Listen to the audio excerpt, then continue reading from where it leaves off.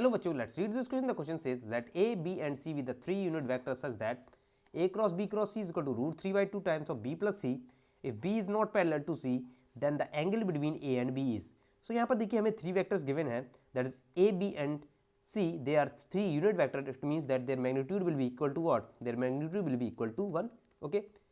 And यहाँ पर given है A cross B cross C. So यहाँ पर देखिए this is vector triple product given है, that is equal to root three by two B plus C. Okay, B vector plus C vector. B is not parallel to C, then what you have to find? We have to find the angle between A and B. We have to find the angle between A and B.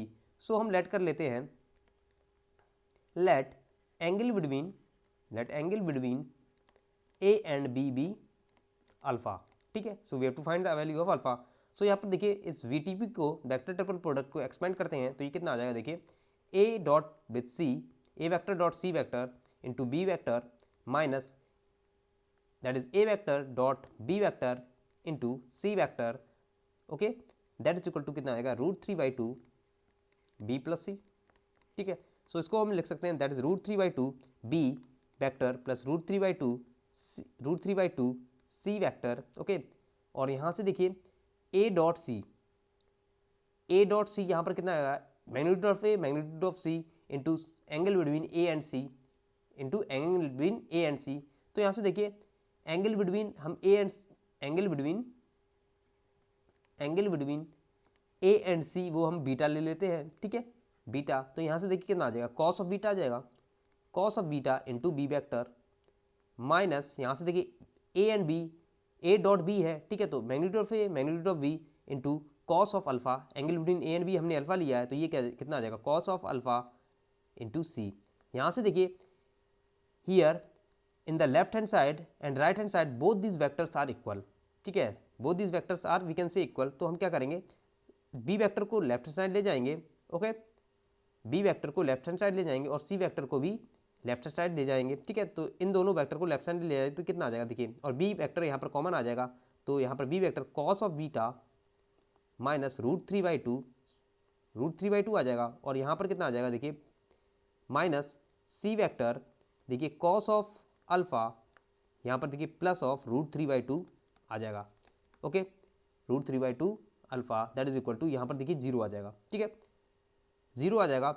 अब देखिए B is not parallel to C is given, B is not parallel to C is given, that is B can't be represent, so we can directly say it.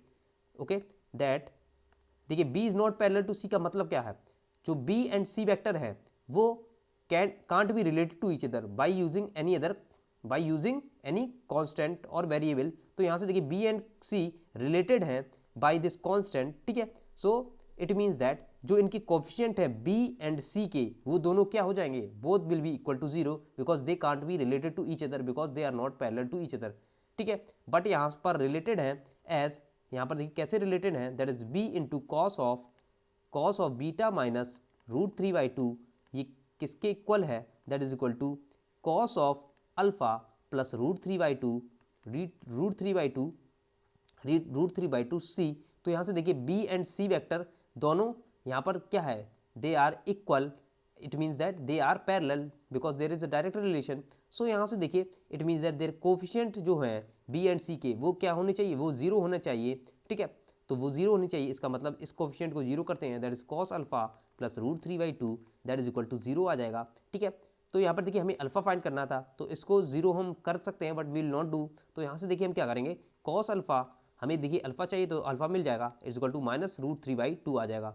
ठीक है, तो cos alpha की value minus root 3 by 2 है and we know, यहाँ से देखिए at alpha is equal to हम यहाँ पर देखिए 30 degree that is pi by 6 पर हमें क्या मिलता है, दैट इज रूट 3 by 2 है. एंड यहाँ से देखिए cos of alpha is equal to minus root 3 by 2 है. तो यहाँ से देखिए अल्फा की वैल्यू कितनी हो जाएगी, अल्फा की वैल्यू यहाँ पर देखिए कितनी हो जाएगी, it will be pi minus pi by 6 हो जाएगी, पाई माइनस पाई बाई 6 हो जाएगी. ठीक है, पाई माइनस पाई बाई 6 हो जाएगी, तभी यहाँ पर देखिए नेगेटिव आएगा क्योंकि देखिए पाई माइनस पाई बाई 6 कौन से क्वाड्रेंट में लाई करेगा, सेकंड क्वाड्रेंट में कॉस नेगेटिव होता है, so it will be 5 pi by 6 आ जाएगा. ठीक है, सो अल्फा की वैल्यू यहाँ पर आ गई 5 pi by 6, that we have to find it out. Okay, that we have to find it out, that is angle between what A and B, जो हमने यहाँ पर लेट किया था, that is angle between A and B भी alpha. Okay, so the answer for this question is that is option D, that is 5 pi by 6. So I hope you understood it well. Okay, so we can write the final answer for this question is option D, that is 5 pi by 6. So I hope you understood well. Best of luck. Thank you.